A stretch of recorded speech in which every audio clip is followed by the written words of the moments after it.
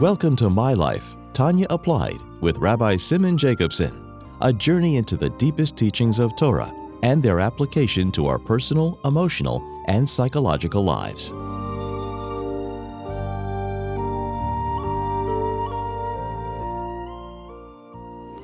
A good Tavach and a good gebencht Yor. I hope everybody had a real meaningful Sukkot, a real meaningful Tishrei. And now we carry all that, V'Yakov Holach L'Darkei, we carry that, all that energy, Simcha of Shmini Atzeres and Simchas Torah, as the Rabbeim say, that which you can accomplish Rosh Hashanah Yom Kippur through sadness, through tears, we accomplish Shmini Atzeres and Simchas Torah through Simcha, and may that Simcha be nimshach throughout the whole year, in each of our lives, and all of us together, in marching into Simcha Selam Al Reisham and the Geula Amitis V'Ashlema. We continue our journey in the life-changing Sefer Tanya. This program is made possible by Rena Lights LLC, and it's in honor and memory of Rabbi Yosef Halevi Weinberg Olav Hashalom, Rabbi Moshe Pinchas HaKohen Katz Olav Hashalom, Rabbi Yael HaKohen Kan Olav Hashalom, and it's in schus and merit of Rav Zev Yecheskel HaKohen and Risha Katz, Le'edech Yom V'Shanim Tevis for many long, healthy years. It's also in schus of all the Yidden, especially the soldiers in Eretz Yisrael. Our God should protect them all, protect the hostages, let them come out completely uninjured, in a full way, in a healthy way. And may we only experience simchas and good news going forward. So we began chapter 23, Perek Chav Gimel in Tanya, with a relatively long introduction in the last year about Achdus, about living a healthy, unified life. I wanted to just add one point to that. The fact of the matter is, even on a very, I'll use even secular language if I may. The fact of the matter is, a human being by nature, when a person feels fragmented, feels torn apart by different voices, by the mind, by the heart, by different demands and expectations, and feel, like many of us sometimes feel splintered, that is never healthy for a person. When a person feels cohesive, yes, I'm doing many different things, but I feel a harmony, a balance, a certain synchronicity, achdus, a unity. That's what's called a healthy life. So you may have different voices, but they all come together. So in a very practical way, Hashem Echad created us all, that even though we live in a fragmented world, we should all find that type of unity. So how do you do that? That's why we were given Torah and Mitzvos. Because Torah and Mitzvos enters into our world, into our reality, with after all the tzimtzumim, and the concealments, that can allow for a person to feel an independent consciousness, to feel self-interest. The fact is, we all know, we live in this world, and very often we feel, me, I come first. You have to work in yourself to show care for another, not let your own interests override other people's interests. That's called Avos Yisrael, Achdus. Ki Yishachad B'Leiv Echad. We're different people, but we recognize a deeper unity. That needs an effort. But that effort in turn is what makes us the healthiest people. That we are really part of one thing. We're not just part of one nation and all of us are part of one larger nation, but even in yourself, it creates a unity between all the different forces. And that's why Shema Yisrael Hashem Elokeinu Hashem Echad. Echad is such a fundamental prayer, most fundamental, Achdus Hashem. And what's the opposite of Achdus? Pirud. Pirud is divisiveness, separation. Pirud between people, and pirud even within yourself, the different voices, the fragmentation that we talked about. So Torah and Mitzvos, Torah Achas, and Mitzvos which come from Hashem Echad, are meant to bring into our lives the capacity, the tools and instruments, if you wish, divine tools and instruments that bring divine unity into a world of diversity, or even worse, divisiveness. Kol HaTorah kula nitna l'lasha shalom ba'elam, says the Rambam, the end of Hilchos Chanukah. The whole Torah was given to bring shalom. And the same thing with mitzvahs. Le'nitnu mitzvahs el litzaref ben hasabriyos, litzaref, to join together. So the Alter Rebbe in chapter 23, Perek Chav Gimel, is explaining that process. And in explaining that, we can understand how Anochi Hashem Elokecha, which essentially is the dictates and declares and testifies to divine unity, encompasses all the mitzvahs, because that's what mitzvahs are meant to do. And especially Talmud Torah, especially the mitzvah of Torah, especially Torah. Now the truth is, all mitzvahs are an extension of Torah, which brings us back to the beginning of chapter 23, where he said, Im kol haniska le'il will understand, and it'll be better explained with additional explanation what it says in Zohar, that Oraisa v'kutshebrichu kul echad, u'b'tikunim pirshu. And Tikunim explains, so the question is asked, what is Tikunim explaining? It seems like it's explaining the Zohar. It is, because mitzvahs are an extension of, and they're the expression of Torah. The Alter Rebbe writes in Torah that the Ikar Yiseidosin of Torah is through mitzvahs. The Torah expresses itself through mitzvahs. So Torah is all-encompassing. It's not just mitzvahs, but the mitzvahs is the implementation of Torah's directives to us. And what is the Tikkun Zohar continues and says that all the Ramach Pikudim, the 248 positive mitzvahs, are the 248 organs of the king, which tells us that both Torah and mitzvahs are essentially unifying forces. They unify us with what? With God. They're expressions of God's unity. And that is what gives us the power, empowers us to counter the diversity and the divisiveness of a world that is affected by the duality from our perspective, caused by the tzimtzumim that we've been learning to the point of even Elokim Acherim. But here the focus is on the positive, on the unity.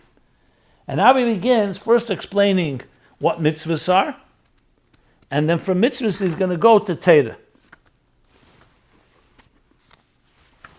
What we're going to have here is this eloquent and very powerful description of the anatomy, if you wish, of mitzvahs. And anatomy fits here because he says like the organs of the king. The anatomy of mitzvahs. What exactly are mitzvahs? As I said, first he will start with mitzvahs, and then he's going to talk about machshava of Torah. But all with one key thing in mind. How to bring unity on the human level. How to bridge essentially the two realities he spoke about before. The reality from God's perspective where everything is united.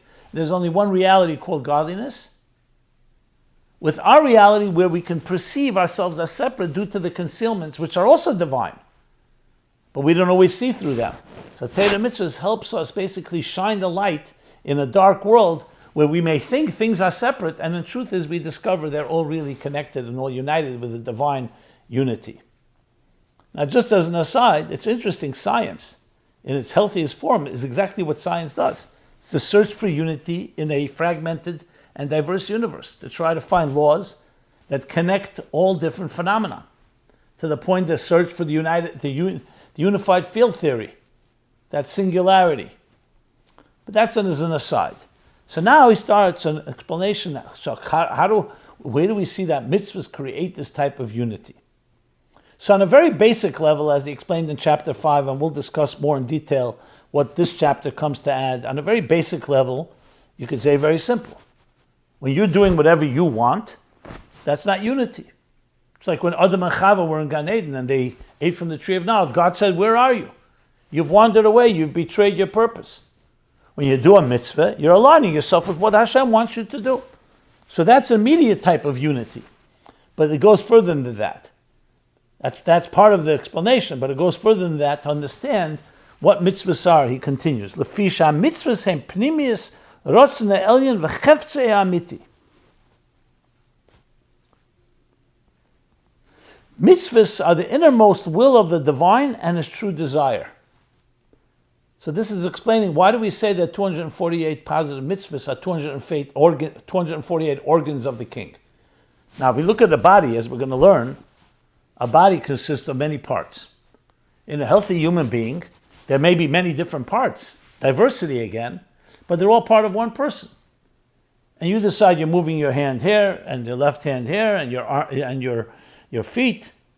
and your head and the different parts, but it's all part of one king. Here we're talking about the mashal, that's a nimshal, in Melech Malchei Amlachim HaKadosh Baruch Hu, the mitzvahs, when they say it's his organs, we're not trying to, obviously it's not anthropomorphic, talking about actual physical organs to a physical body, but the same idea. What does that mean? That means the mitzvahs, the specific mitzvahs, whatever they are, the 248 different mitzvahs, correspond to the 248 limbs or organs of a body, because they're the primis rotzen elyon v'chefze amiti. That's why they're called his organs. If you talk about things that the king, for example, goes to acquire, he goes, buys, purchases something, or asks one of his ministers to bring him something, then you're bringing something outside of him to him. But if it's his own organs, it's essentially an extension of himself. So he calls that primis rotzen elyon, that the mitzvahs are the innermost will of the divine and his true desire. So essentially, when we're talking about the metaphorical body of the king, of God, we're trying to say that they're a pure expression and extension of him.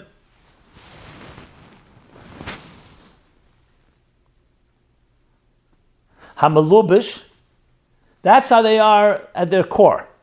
They're primis rotzen elyon. So the Eibishter primis rotzen elyon, when he says, do a mitzvah, let's say, the mitzvah of, we're coming from Yom Tov, the mitzvah of Sukkot, Sukkot Teshru Shivas Yomim, or the mitzvah of the Arba Minim, v'lekachtem lechem b'yem adishin. So yes, it's a specific commandment, a specific order, law, but it is essentially b'primis rotzen elyon. This is the rotzen elyon, the Eibishter wanted this. The fact that you, for example, walk down the street, it's not necessarily primis rotzen elyon. You may need to do it because that's how you need to get somewhere. Or you may need to walk to your sukkah. But the mitzvah, what's primis rotzen elyon, he wants is the sukkah. The mitzvah. And that's his innermost, that is his innermost will and his true desire. And you see, it says here, not just, first of all, he says, primis rotzen elyon, v'chefze hamiti. So it's not just he wants it also has a desire, a pleasure element in it. And how does that, the rotzen elyon, what happens with that rotzen elyon? How did that turn into a mitzvah? So he explains, because that's hamalubish. B'chol ha'elam esel yenim v'tachtenim lachyesam. These mitzvahs, which are the innermost will of God's, get enclosed. They're dressed, think of them, they get packaged, so to speak, in all the worlds, upper and lower, higher and lower worlds, lachyesam, to sustain them, to energize them, to give them life energy.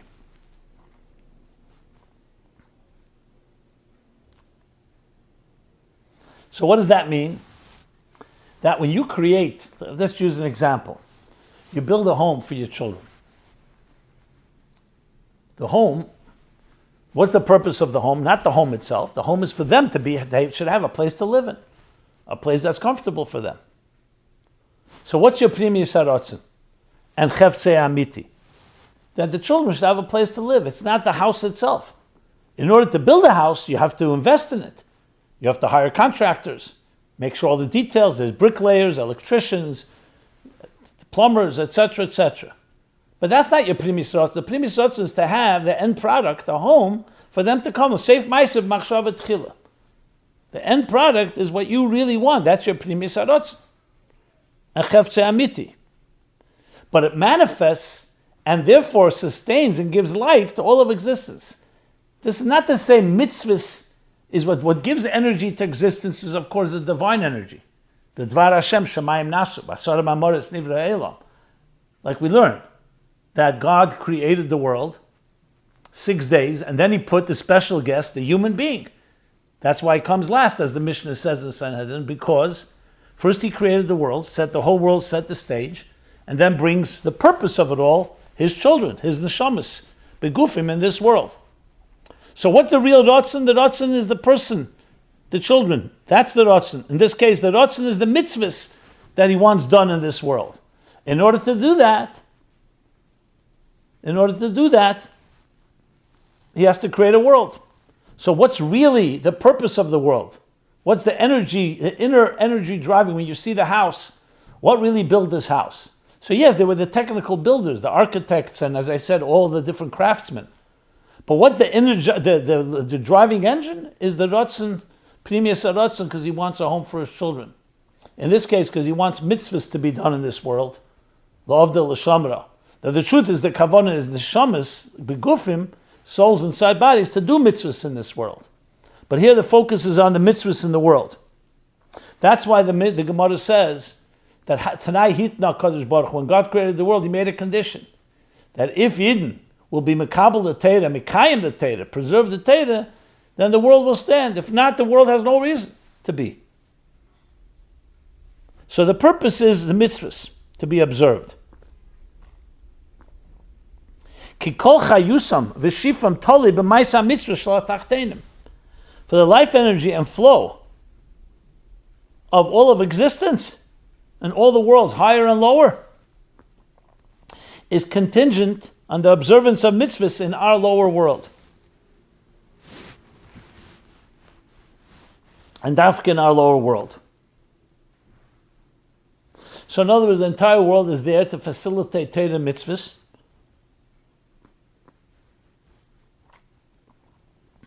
And that's why mitzvahs hem pnimis rotzne elyon, but they come down, they're melubish in elimis elyonim. So now when you need to fulfill this rotzne elyon, if it remained an abstract pnimis rotzne and cheftzei amiti, then it's an abstract. You want it to come down in this world. That's why you have a lulav. You have dalad minim. That's why you have a sukkah. Same thing with all mitzvahs. They come down and manifest in a world. You're taking physical objects of the world, an esrig, a citron, or a myrtle branch,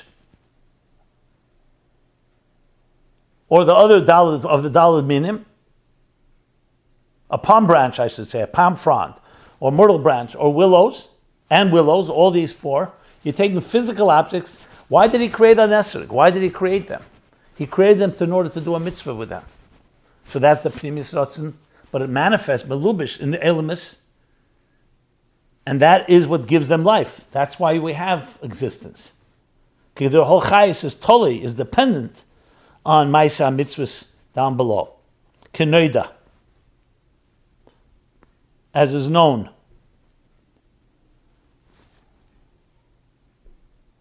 So it says in the footnotes, where does Kenoida come from? Kenoida is from a Zohar.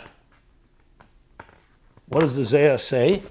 The Zohar in Cheli Gimel 122a, it says, whoever connects to the Eibishter and performs the mitzvahs of Torah upholds the existence of the worlds, the upper world and the lower world. Literally what the Alter Rebbe just said here. And there's other Maimar Chazal that support that idea. V'nimtza, so what do we take from this? What do we derive from this? V'nimtza, so it follows, shemaisa mitzvahs v'kiyumam, that the actions of mitzvahs, the acts of mitzvahs, and their performance and their fulfillment, so the action and their actual fulfillment, it's not just to know that there are mitzvahs, but the actual fulfillment, hu levusha pnimi, the pnimius rotzne elyon, are the inner expression or the inner garment, if you wish, for God's inner will. Shemamaisa zen nimshach er v'chayis rotzne elyon lislabish be'elmas.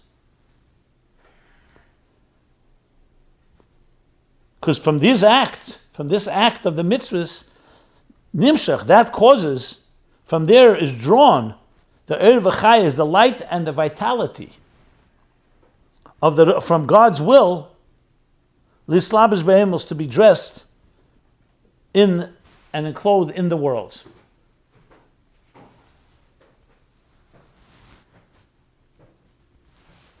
So in other words, the world itself, you can call the external will.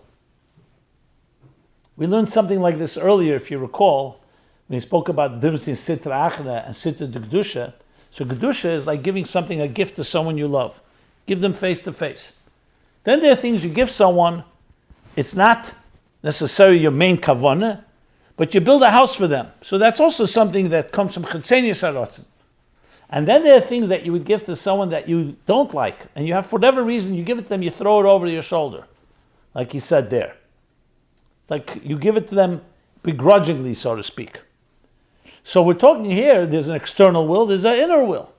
The external will is the house, in the example I gave before. The inner will is the home for your children. The external will is the physical object with which we do mitzvahs. The inner will is the mitzvah that you're doing with it. So when you go down, you interact with the world around you. You take a piece of food. The piece of food is created by God in this world. You make a blessing on it, and then you use it, the energy, to do a mitzvah with. So in a sense, you've taken and fulfilled the very purpose of that object in the world. That's even when it's not a mitzvah. You take the Daled Minim, for example, the 4 species, or a sukkah. Then your mom is taking the physical world. The whole purpose of it is for you to do a mitzvah with it. But the truth is, you could say this also on Kol Masech L'Shem Shemaim, everything.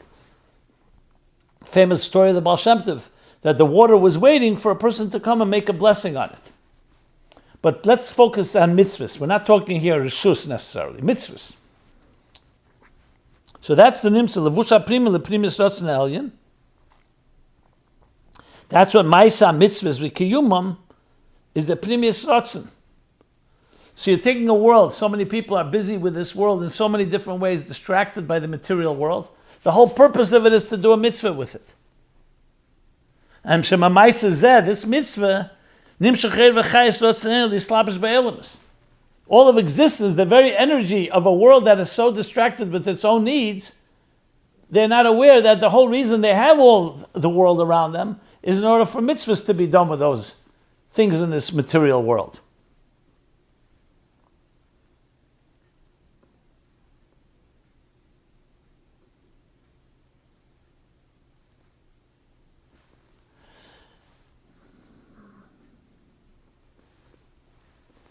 So it's for this sake of the mitzvahs that everything exists in this world. It's a tremendous concept when you think about it. That's not like there's a world there, and now let's figure out how to live morally, ethically. No, the whole existence of something is in order for you to do a mitzvah with it. So a few things that we come from this is, number one, we understand what mitzvahs are. We understand that mitzvahs are the primius rotzna elyon, like the evorim of the king. And if you don't do a mitzvah with it, it's not like an aver of the king. It's just an object that he created. And in that sense, it's like a concealed state. And you don't see that it's truly meant to be an organ of the king's. But that's only when you do the mitzvah with it. When you don't do the mitzvah, it's meant, the whole purpose is of it to become an extension of the king's presence. Okay. Now he goes back to this exact mashal. And that's why the mitzvahs are metaphorically referred to as organs of the king, like we said from before from Tikkun Ze'ah. He's now going to explain why. For just as the organs of the body of a human being are vehicles of expression for your soul. Because what's a body without a soul? It's lifeless, God forbid. What is the purpose of the Evrei HaGufa Adam?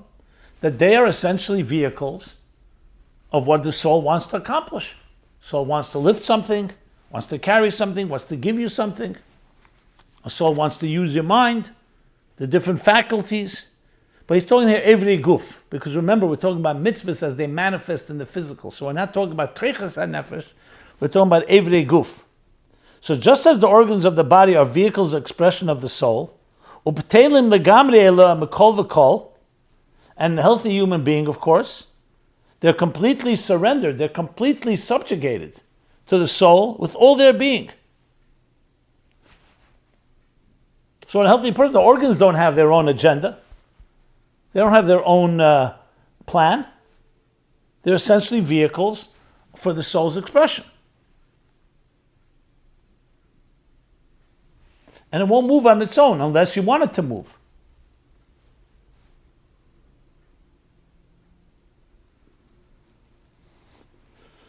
Same is true, he's going to say, is for mitzvahs. That mitzvahs too are exactly the same thing.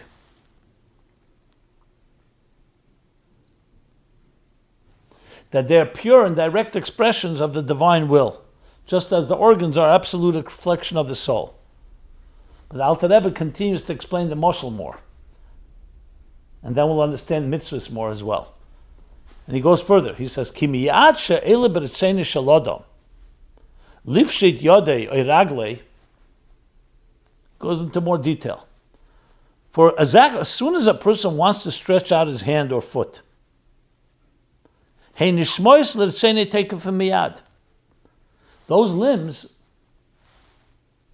obey his will immediately and unhesitatingly.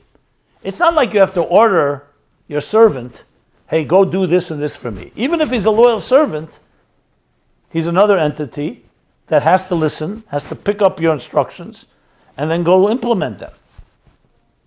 When it comes to your organs, you don't have that pause at all. As soon as a person says, I want to move my arm, I want to stretch out my arm or my leg, they immediately follow.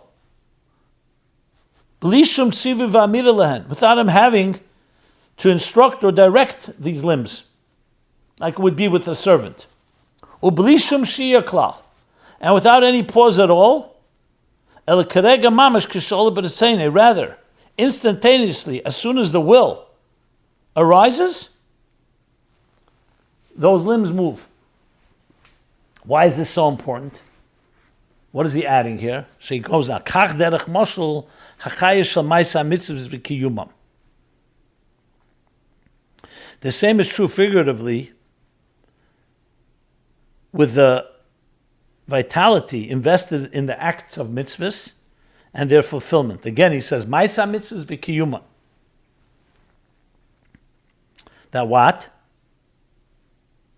That the chayis shel ma'aseh mitzvos, their vitality, who bottle legamri legabe rotzna elyon hamalubish boy,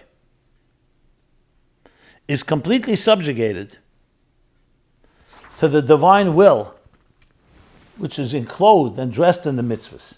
V'nasle mamish keguf l'neshama, and the relationship is literally like a body and a soul. See, here's the point: mitzvahs are like limbs of the king, clear. But here's the additional point. Even as they manifest as physical limbs, they're just an extension of the king of the body, and immediately follow instructions without instructions or directions. You don't need to order them. As soon as you want, that's what happens. The same thing is the primis rotzen elyon of Hashem manifests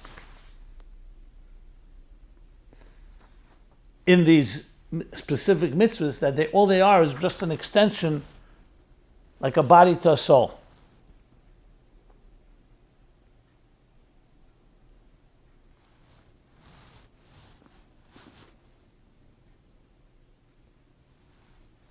So what's the real point he wants to bring out? That mitzvahs have this power, as they come manifest in reality, like limbs, to just be an expression of the divine unity, of the one king's intentions. And the rest we'll continue learning in more detail in the next year, simply because of time limits. But what you see powerful and beautiful here, explanation on mitzvahs, the very mitzvahs we do, what is really the dynamics of how they're expressing the divine will, just like the divine will is expressed through the limbs and their movement. The physical mitzvahs in this world are an expression of the divine will, in a seamless fashion, without any hesitation or pause. Okay, we'll stop here. This has been TanyaApplied.com. You can find these and many previous programs. Again, a guten Yor, a good gebencht Yor, of a Yaakov Hol Chadarke, to carry the power of Tishrei into the entire year. We're here every Motzei Shabbos, 10 p.m. New York or Eastern Time.